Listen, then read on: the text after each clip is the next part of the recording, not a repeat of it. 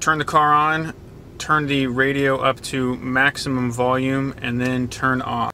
Our next step is going to be to remove this outer trim here. I'm going to use this trim tool. The silver trim may separate from the black trim on the bottom, and that would be no good. They're very hard to find replacement parts, and they'll run you in the hundreds of dollars unless you get lucky and find one at a junkyard. So I recommend starting at the bottom,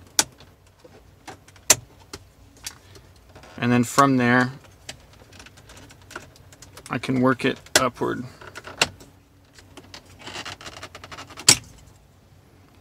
And we got everything off in one piece.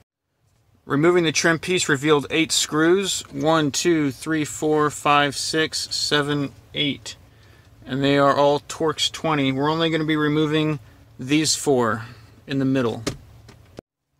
We can now slide the PCM out. The tabs might be sunk back a little bit. Without paying caution to that, you might mar up the edges here.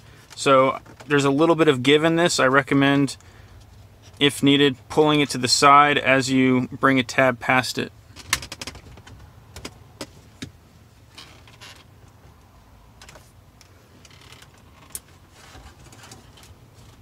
We have on the back here our MOST power harness. I believe this one is our CAN bus. Up top here, the green Fakra is going to be the camera Fakra. These are your FM antennas. We're going to go ahead and remove everything. You can look at the sticker on the Android unit to get oriented. GPS antenna, a Wi-Fi / Bluetooth antenna. Our radio antenna is going to go in here, and then our power harness goes in over here next to a 15 amp fuse. They provided us with this radio antenna. Unfortunately, this will not give you any reception because our Cayenne comes with, it's got 2 antennas built into the car, and so I went ahead and purchased this online.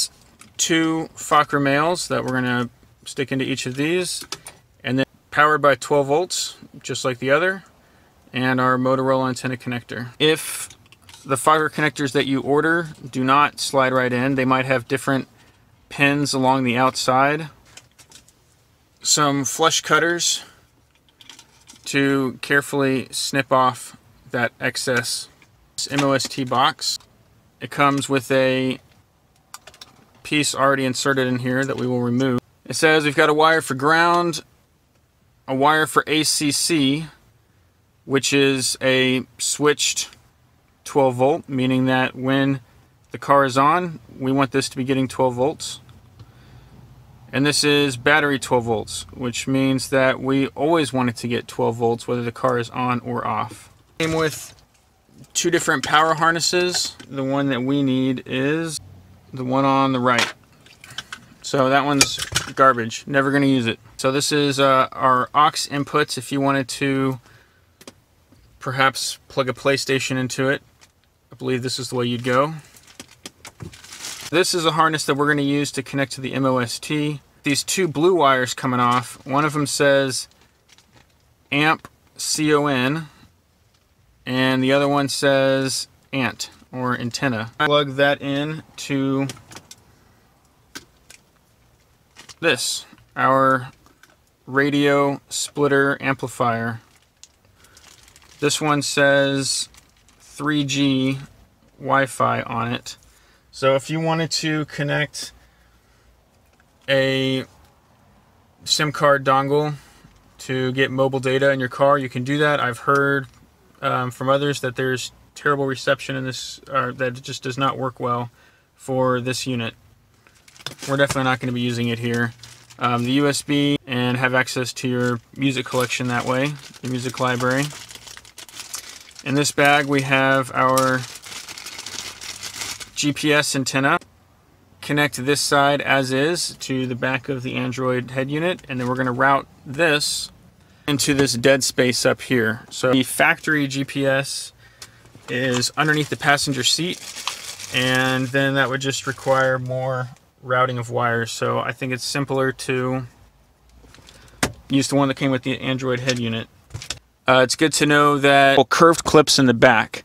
So you don't want to try to lift this from the back. You'd end up breaking those. So we're going to lift from the front, and it'll go like that. And there are a couple pieces that are related to this that make sure you keep track of them, that they don't go missing as you do this.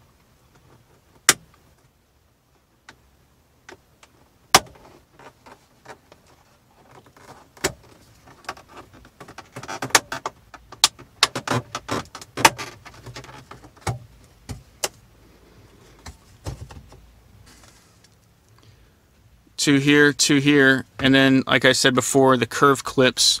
I'm going to clean out this dead space, and then our goal is to route the GPS down here and around the ventilation system to drop down into this top corner up here. This AC vent is pretty easy to remove.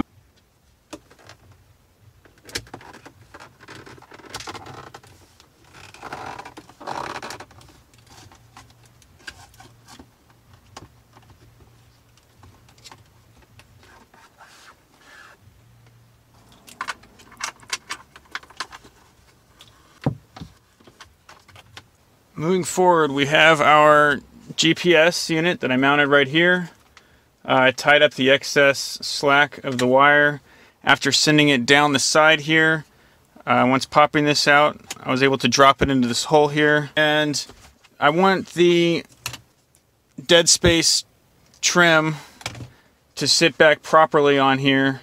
So I'm going to go ahead and use a Dremel cutting wheel to cut out a small notch and hopefully not be an idiot cutting my wire or something in the process. And that'll do it. We're sitting flush. Before returning the vents into place, we need access to stick our finger in so that we can angle the piece properly to interact with the roller. So now that that's finished, we just slide this back into place. And we are done with our GPS.